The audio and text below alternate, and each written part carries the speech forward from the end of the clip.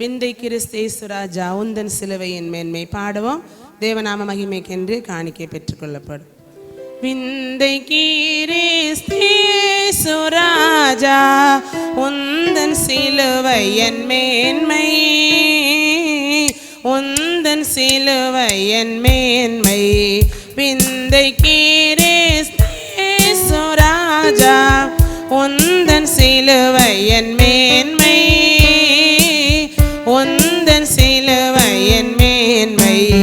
சுந்தரமிகும் இந்த போவில், சுந்தரமிகும் இந்த போவில் எந்த மேன்மைகள் எனக்கு இருப்பினும், எந்த மேன்மைகள் எனக்கு இருப்பினும் விந்தை கிறிஸ்தேசு ராஜா உந்தன் சிலுவையின் மேன்மை, உந்தன் சிலுவையின் மேன்மை. இரண்டு ஆஸ்தி உயர்ந்த கல்வி செல்வாக்குகள் எனக்கு இருப்பினும், இரண்டு ஆஸ்தி உயர்ந்த கல்வி செல்வாக்குகள் எனக்கு இருப்பினும் குருசை நோக்கி எனக்கு, குருசை நோக்கி பார்க்க எனக்கு உரிய பெருமைகள் யாவும் அற்பமே, உரிய பெருமைகள் யாவும் அற்பமே.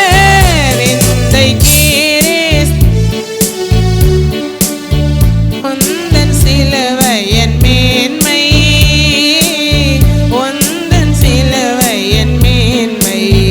உம் குருசே ஆசிக்கெல்லாம் ஓட்டம் வற்றா ஜீவநதியா, உம் குருசே ஆசிக்கெல்லாம் ஓட்டம் வற்றா ஜீவநதியா. ஊற்றில் மூழ்கி துங்கலத்த ஊற்றில் மூழ்கி தூய்மை அடைந்து மேன்மை ஆகின, தூய்மை அடைந்து மேன்மை ஆகின. விந்தை கிறிஸ்தேசு ராஜா உந்தன் சிலுவையின் மேன்மை, உந்தன் சிலுவையின் மேன்மை.